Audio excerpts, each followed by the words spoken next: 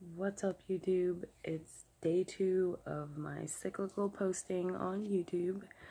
I'm slowly but surely reverting all of my Snapchat energy onto YouTube because this is the platform that I've always wanted to be a part of. I have a list here that I'm going to be looking at because, once again, my videos are not going to be edited. One of the things that I was going to mention in today's video is a pros and cons list of having cyclical vomiting syndrome, or CVS. And then I kind of changed the subject matter just a little bit because it seemed like clickbait. Only because the pros and cons list of having cyclical vomiting syndrome is kind of a trick, and there are no pros.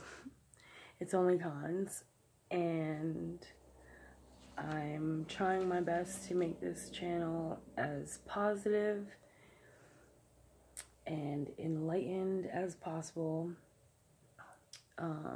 Unfortunately, having a chronic illness and a rare disease is a Debbie Downer all in itself. So I don't have to do very much about being myself to come off that way, unfortunately. So I do apologize. And I do apologize for continuously looking at my list here. And also my cat. Okay, guys, so guys and girls, everybody of the world, I just wanted to make a quick shout out to one of my favorite YouTubers with a chronic illness. Her name is Jessica Kellgren Fazard. I believe she is from the United Kingdom. I will link her latest video down below for you guys to check out. She is such a beauty queen of YouTube. I can only aspire to have the kind of content that she puts out there because it's fire. But unfortunately, one of the cons of my cyclical is that even if I wanted to edit my videos that I want to make for YouTube, which is a huge reason I've never done this, I can't even do like basic daily functions with how sick I am. Getting my kid ready in the morning for school is like one of the biggest momentous tasks of my day.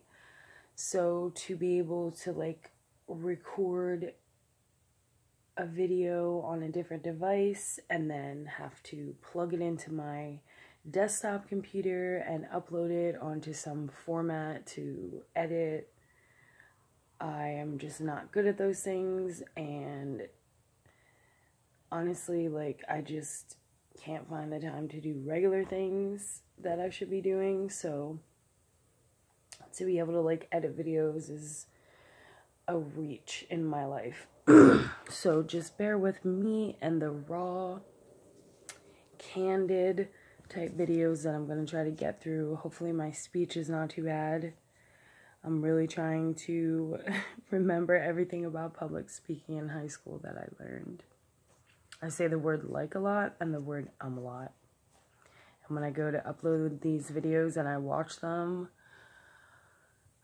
you're not the only one cringing, don't worry, because I totally do it first, you guys. And also, another video with no makeup. Never thought I would, but I kind of want these videos to be a little bit candid, and I really want to try to keep them under 15 and 20 minutes.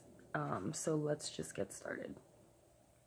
So I'm still gonna kind of go over my pros and cons list because there is no pros, but at first I just want to point out 2 definitions that kind of go along with cyclical vomiting syndrome. And the first definition is about it being a chronic illness. And what a chronic illness is a health condition that may not have a cure. Cyclical does not have a cure thus far. It's kind of believed to be either a neurological issue in the human body or a genetic flaw. So you kind of have to have this gene, like, to be able to suffer from it. And then also I wanted to point out the term rare disease, because NORD, which is National Organization of Rare Diseases of America, or the world, I'm not sure if they're based around the world. I kind of think they are, though. But they recognize cyclical vomiting syndrome still as a very rare disease. And what that just means is it's a condition that affects fewer than 1 in 2,000 people. So also there's not a lot of information out there. That's why I feel so obligated to post a video every day until I can release myself of what I know about cyclical, what I've learned, and what I go through. Even if I don't get more than 100 views on these videos, I don't even care. I just want to help somebody. If I can help one person, that's all I care about. Because trust me, when I'm in my episodes and I am nauseous in the mornings and I wake up by myself, anything helps. That's why I would post to Snapchat. Some people might be here from my Snapchat. Shout out to my friend Cynthia for pushing me to go to YouTube. But anyway, if you know me from my Snapchat, you've already seen a good amount of posting. You've probably seen me in an episode. I don't get too graphic. Like, I don't really post when I'm, like, in the bathroom or anything like that, even though, honestly, I would love to, because then you could really see what this disease is really like. But to me, that's just too much for people, I think. So yeah, my YouTube goals in doing these videos and on this channel right now is just to, like I said, be as candid as possible. So I thought I had my hand on this speaker. That would be great, right? The whole video, I have to redo it already. So like I said, I just want to be as candid and raw as possible for you guys right now. That's why I don't even mind not editing, not having to edit. I wish there was more creators on this platform that didn't edit so much. I would love to just hear people talk in real time and see what they sound like. Real is better, you guys. Real is always better. Okay, so I just wrote down like a few basic cons or setbacks, if you want to call them, from having cyclical vomiting syndrome. If you guys haven't looked at my channel and realized that my name is April, I should start introducing myself. It's still very weird for me because I'm used to being on Snapchat and that's like my friends. Everybody knows what my name is already. So I gotta get used to this. We'll see what happens. So one of my biggest setbacks that I've come to like realize in like this modern world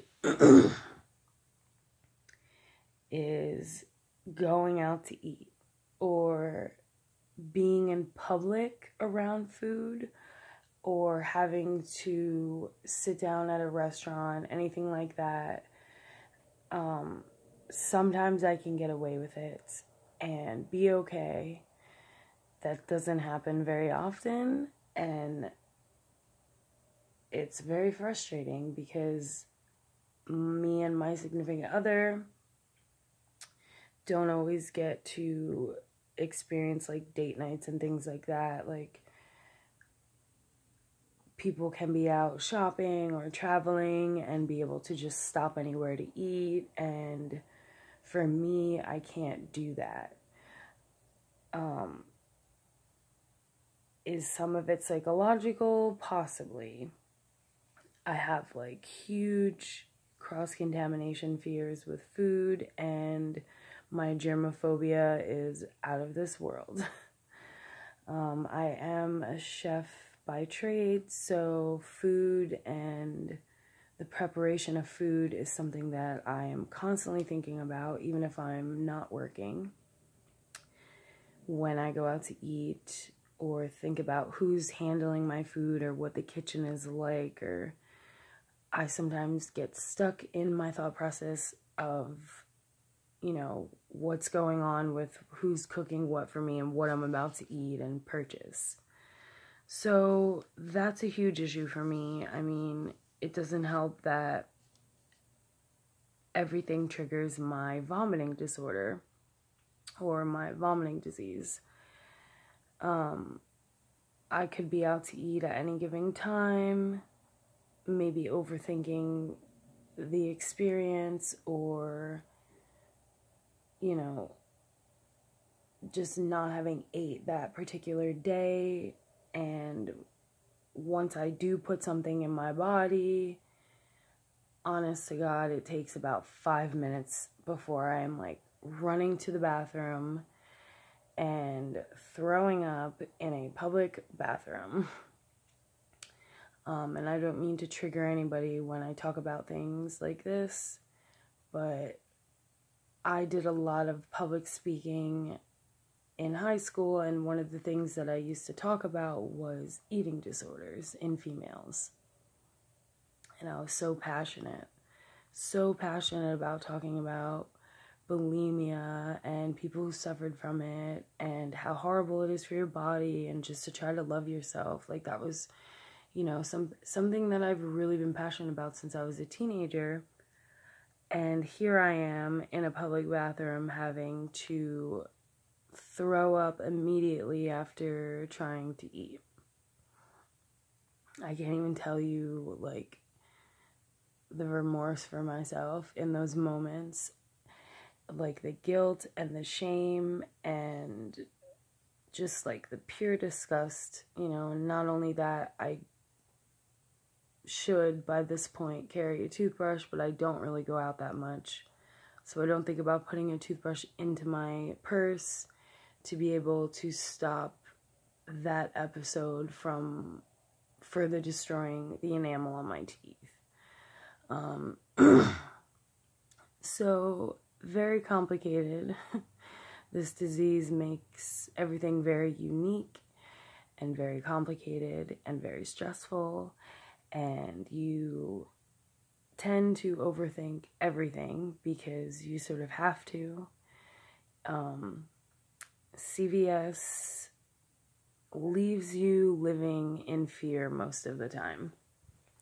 Again, I don't really want to be sounding like a Debbie Downer. I think it's another huge reason why I haven't done YouTube yet, and I hold myself back so badly from doing any kind of videos like this because there's so much shame and so much guilt surrounding cyclical vomiting syndrome, which is why I'm pushing myself to do these videos. This is so important to bring awareness and to advocate for other patients like me who don't have a voice, don't have a platform, and don't even know where to begin to talk about this to people. There's still people in my immediate family that don't even know anything about this disease or know that I suffer this badly from it. And there's a reason for that. It's has a lot to do with I don't talk about it to people. I just live in my own world every day. I'm sick every day. I have a routine. I get my kid ready for school, try to find myself something to eat that isn't going to make me sick or nauseous, or, you know, I'm not going to regret it in a couple hours internally. So that's a huge con that I hate about this disease, is the restrictions that are on my diet and my experiences with food. Like I said before, like, it really sets me back as a chef and as a foodie, not being able to consume the way that others can. I mean, it's kind of a blessing in disguise, because America needs to wake up a little bit with the food industry anyway. And in the perfect world, our agriculture system would be completely different, and more people would eat more vegetables and fruits than they would animal products or meats. As tasty as they are, there's a reason things taste that good. It's probably because it's not good for you. Anyway, you guys, coming on to about 20 minutes here so far. Excuse me. I'd like to wrap it up soon and start writing notes for my next video. I might do this every day until I feel some sort of release, because right now I am a volcano in my own world, and there's not much out there. There's not much on YouTube. I look all the time. I was very surprised and happy yesterday to see all the posts that I did find about Cyclical. So thank you to everybody out there who has inspired me to do this, and thanks for watching my video. I realize that they're hard to get through. It's hard for me to get through as well. We're all here in this. So I hope you guys have a great day, and I probably will be posting again tomorrow.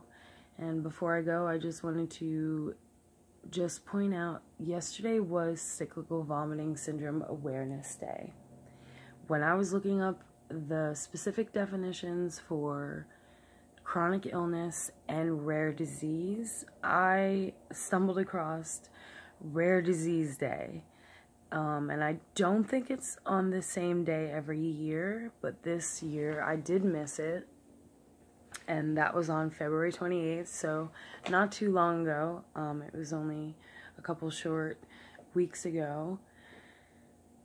But all these things really truly give me hope and motivation to keep making these videos and to keep talking about this disease in a way that doesn't sound like I'm so ashamed to be who I am.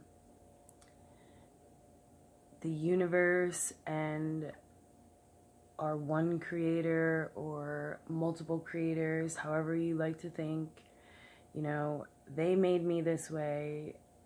Existence, it happens, and we just have to deal with it and help each other through it. So, like Ellen DeGeneres says, be kind to one another, and I'll see you tomorrow.